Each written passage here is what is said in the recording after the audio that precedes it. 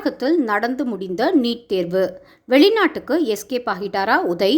ஒரு 3 ஆண்டுகள் ரிவைண்ட் செய்து பார்ப்போம். தமிழகத்தில் நீட் தேர்வு நடக்கும் அன்று ஒட்டுமொத்த ஊடகங்களின் கவனமும் அதன் மீதுதான் இருக்கும். தேர்வு அறைக்குள் செல்லும் முன்பு கையில் கட்டியிருக்கும் கயிற்றை பரிசோதித்தார்கள், தலையில் மாட்டியிருந்த ரிப்பனை பரிசோதித்தார்கள் என்றெல்லாம் பிரேக்கிங் நியூஸ் எல்லாம் போட்டுக்கொண்டிருந்தாங்க ஊடகங்கள்.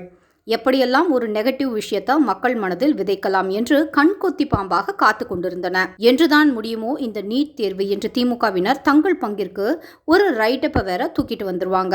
அட, முக்கியமான ஒருத்தரை மறந்துட்டோமே, எங்களிடம் நீட் ஒழிப்பிற்கான ரகசியங்கள் உண்டு என்று கூறியே மக்களை முட்டாளாக்கிய உதய் அண்ணாவை பற்றி குறிப்பிடாமல் நீட் பற்றிய ஒரு கட்டுரையை நம்ம எழுத முடியுமா, இல்லை பேசத்தான் முடியுமா?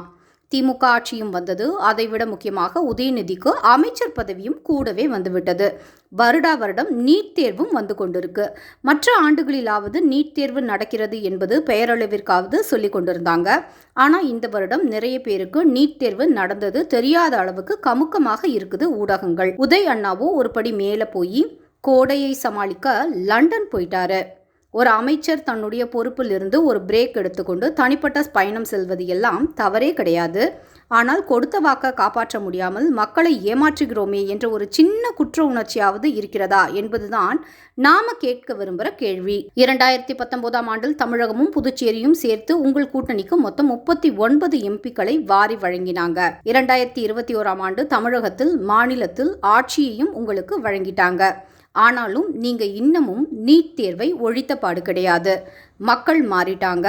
கடந்த முறை அகில இந்திய அளவில் நீட் தேர்வில் முதலிடம் பெற்றது என்னவோ தமிழக மாணவர்தான். ஆனால் திமுக எதிர்க்கட்சியாக இருந்தபோது நீட் தேர்வை ஒழித்து விடுவோம் என்று கூறி பொய் வாக்குறுதிகளை நம்பி வாழ்க்கையை தொலைத்த மாணவர்களின் நிலைமையை நினைத்து கொஞ்சமாவது உங்களுக்கு வருத்தம் இருக்கா? எங்களால் நீட் தேர்வு ஒழிக்க முடியவில்லை, நாங்கள் தோல்வி அடைந்து விட்டோம் என்று பகிரங்கமாக ஒப்புக்கொண்டு மன்னிப்பு கேட்க உங்களுக்கு திராணி இருக்கா? திறனற்ற திமுகவே, எவ்வளவு நாள் இன்னும் இதை வைத்துக்கொண்டே அரசியல் நடத்துவீர்கள் என்பதை மக்கள் காண தயாராகிட்டாங்க.